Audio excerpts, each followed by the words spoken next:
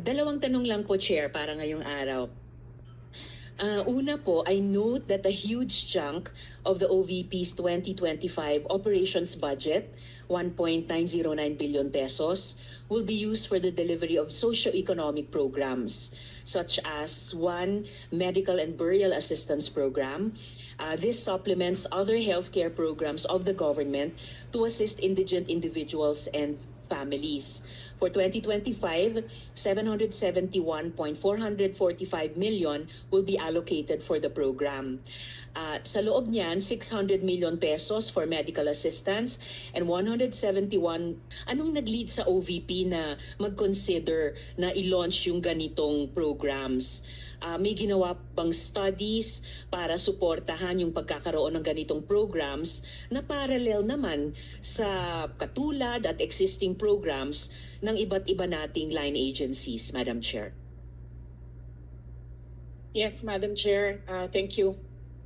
Noong ako po ay nangampanya, 3 lang po yung sinabi ko na plataforma. Una po, trabaho. Pangalawa po, edukasyon. At 3, mapayapang pamumuhay para sa ating mga mamamayan. Nung pumasok po kami sa Office of the Vice President, tiningnan po namin ang mga pinakamaraming requests ng ating mga kababayan.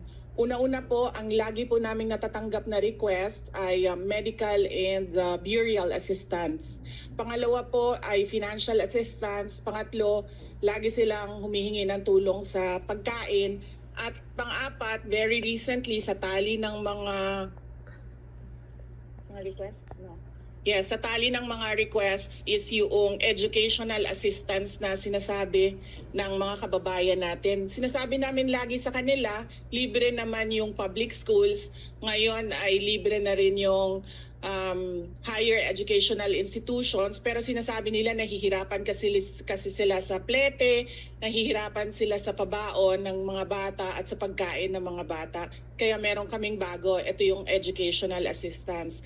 At ang panghuli naman, lagi naming natatanggap na request galing sa ating mga kababayan ay kapag sila ay naging biktima ng disaster, whether man-made or natural disasters. So sila po ay lumalapit sa Office of the Vice President. Totoo po, merong mga ibang local government units at ibang national government agencies na ganito po ang kanilang programa.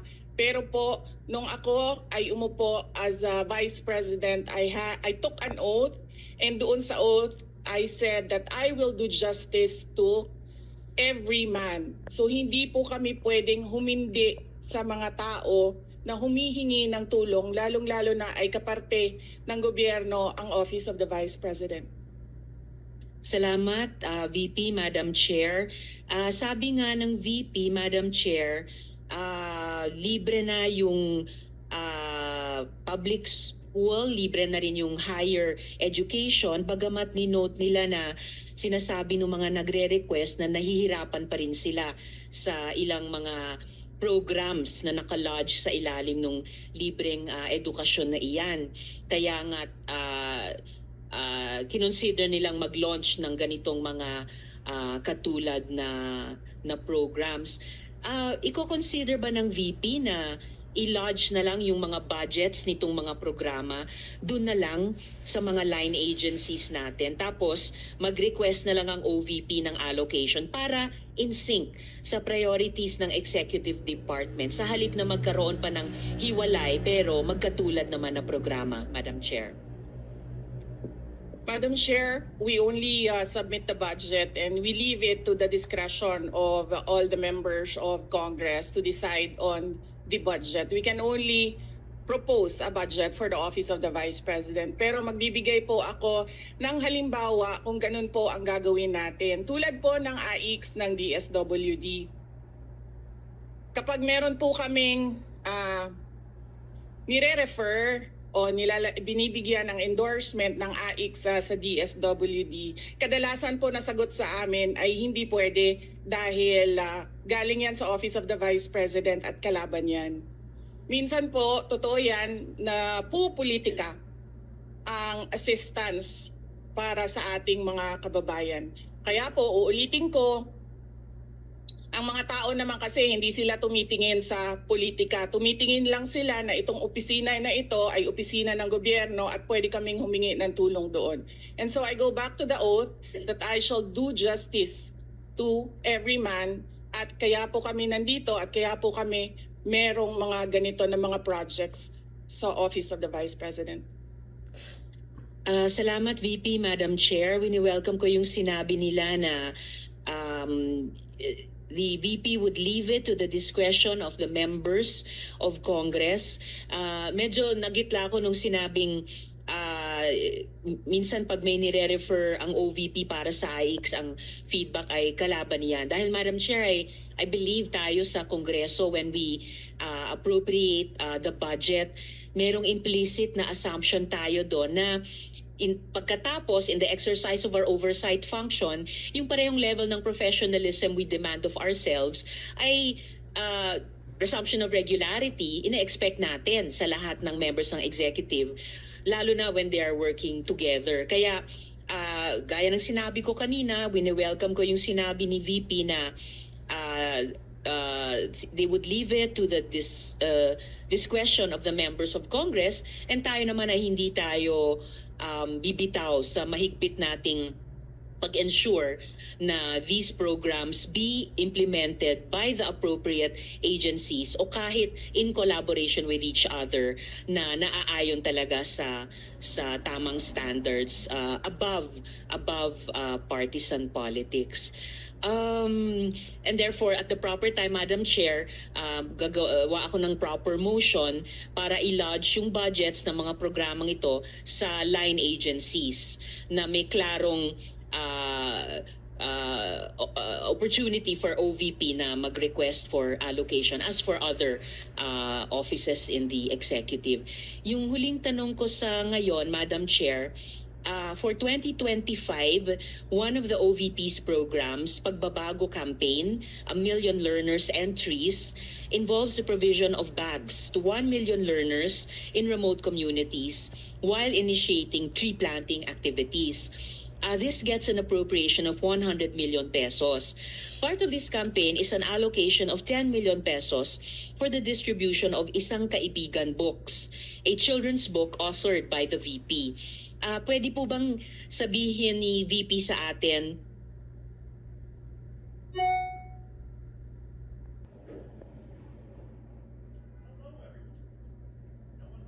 librong ito?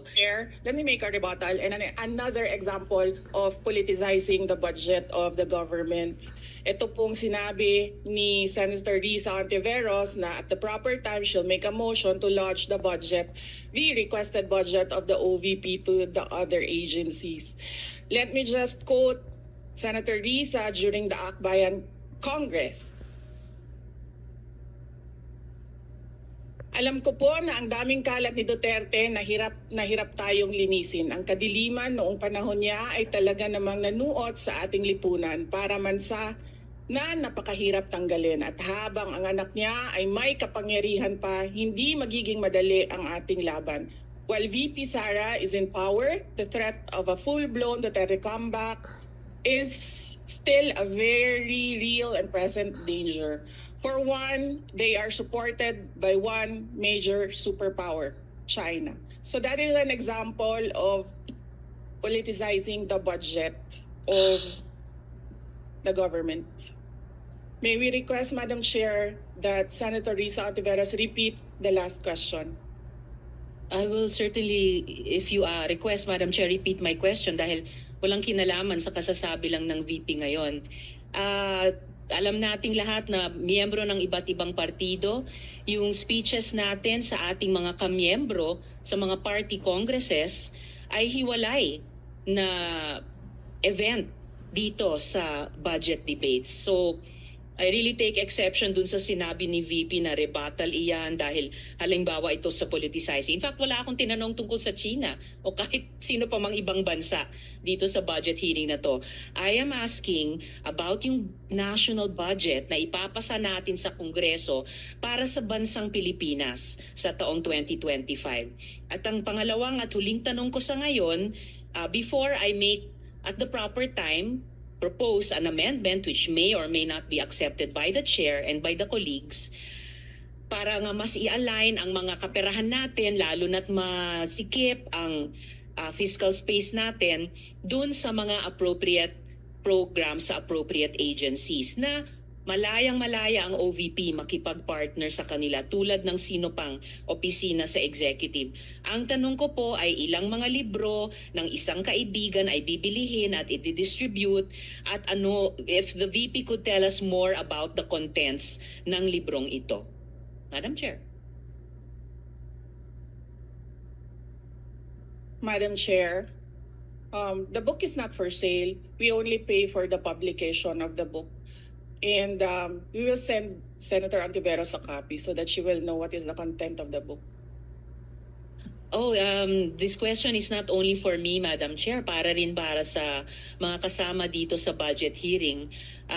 Baka ilang araw pa bago mapadala at mabasa ko, which I certainly will. But I am asking a question bilang isang mambabatas sa head of agency ng isang opisina sa executive dito sa budget hearing na to. Simpleng tanong.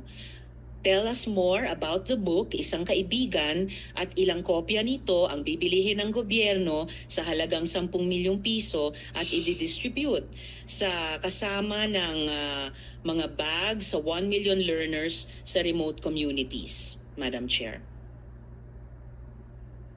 So who is... Madam Chair, this is an example of politicizing the budget hearing through the questions of a senator. Ang problema niya kasi, nakalagay yung pangalan ko doon sa libro. At yung libro na yan, ibibigay namin doon sa mga bata. At yung mga bata na yan, may mga magulang na boboto. At yung pangalan ko ay nagkalat doon sa kung saan man ibibigay yung libro. Madam Chair, we commit to send tomorrow everyone in this room a copy of the book. Madam Chair, hindi ko maintindihan yung ugali ng ating resource person. It is a simple question. Paulit-ulit na this is politicizing. Ang VP ang nagbanggit ng salitang boboto. Wala akong sinabing boboto.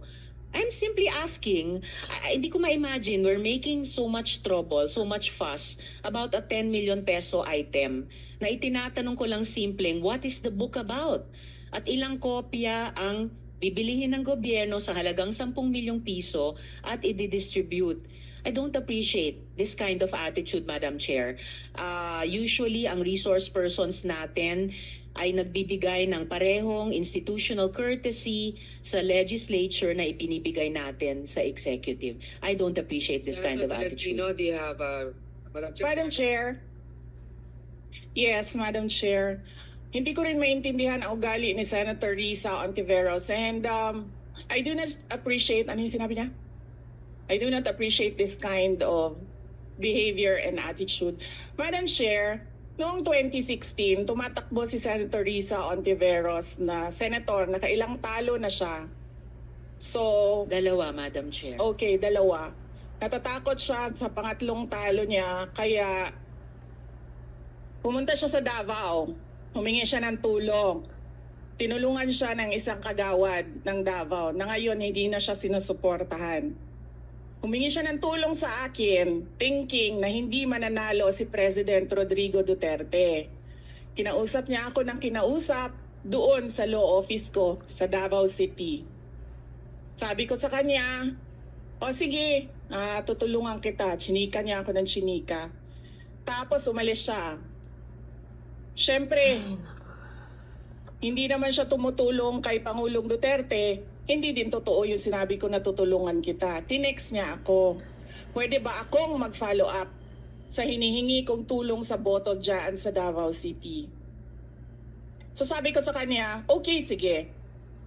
So, tinawagan ko at sinabihan ko at pinakiusapan ko ng pinakiusapan si former Congressman Milen Garcia. Sabi ko sa kanya, Kong, tulungan mo ito. Bigyan mo na lang ng ilang barangay mo at ilang mga leaders mo. Ayaw pa siya tulungan ni former Congressman Milen Garcia. Pinakiusapan ko ulit, Kong, Please, tulungan mo na lang. Nanalo na siya, at nung nanalo siya, anong ginawa niya? Siya ang pinakaunang umatake kay President Rodrigo Duterte. Anong tawag sa ugaling ganito? With due respect to our resource persons and also our colleagues, I think this doesn't really.